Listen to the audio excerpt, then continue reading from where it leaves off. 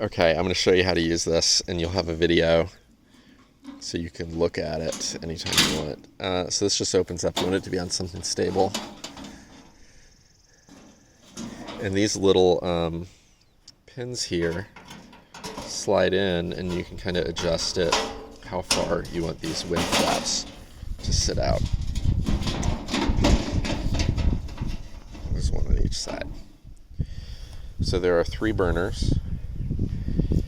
You see the one in the middle is probably the cleanest looking one because these don't get used all that often. But the middle one is the one we control with this fuel tank that I'll show you in a second. And then each of the other sides is controlled with a little screw here. It's just like a regular screw. You know, you close it like you're screwing it in. That turns this one off. Turn it on, you open it up. And then we'll see another one over here.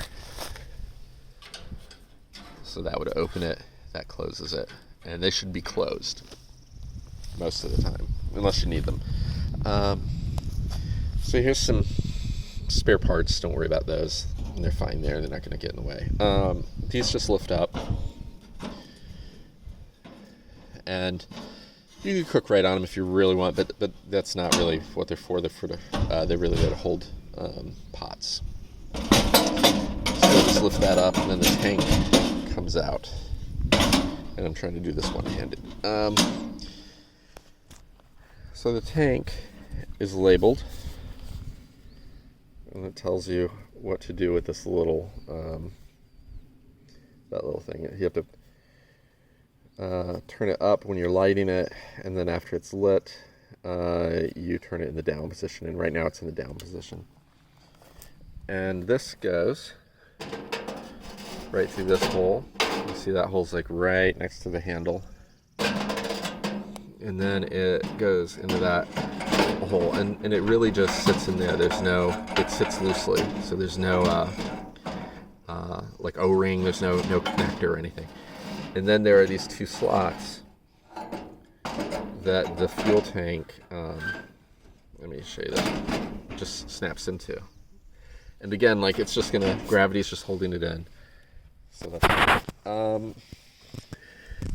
there's probably some gas in here. You fill it here, you want to fill it up, not all the way, maybe halfway.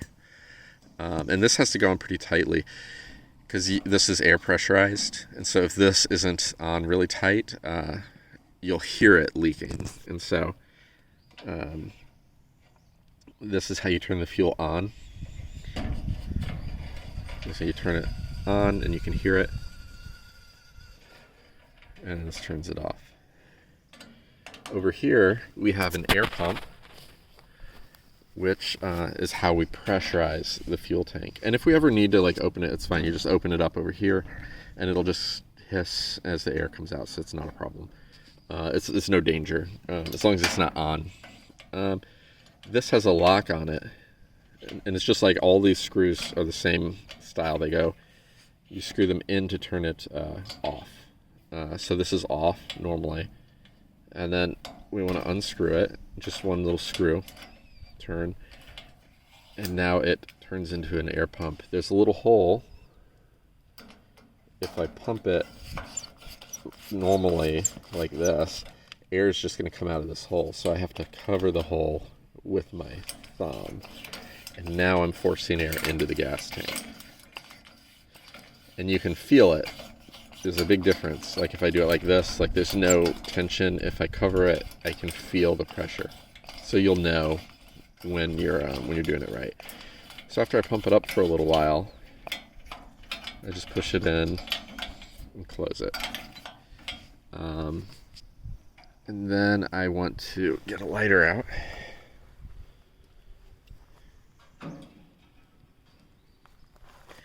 And I'll just open this up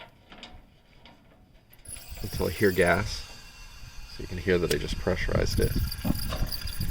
And there you go. You probably can't see it, but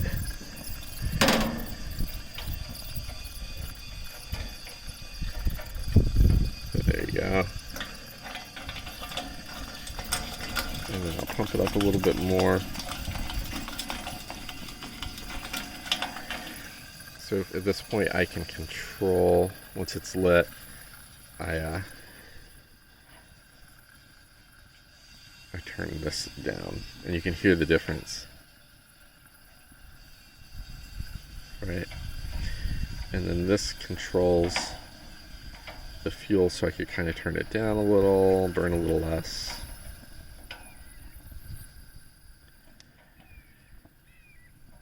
I can turn it up, and you can hear the flow change.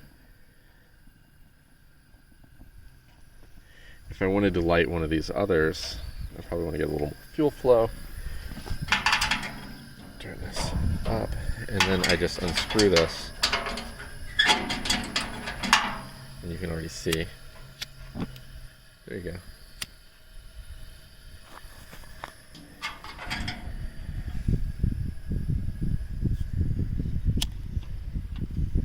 It's lit, but you can't see it.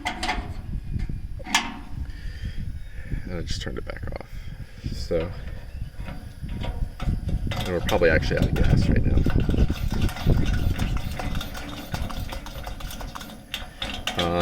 And then to turn it off, you just want to make sure this is screwed in, and then we screw this all the way in. That turns the gas off. And I want these to be screwed in. Make sure this is down when it's off. And once the fire is out, you can just take this out. You just literally pull it out. And then we're good to go. We can just put this away. This is going to be super hot, so you don't want to touch that. But the tank won't be. So that's it.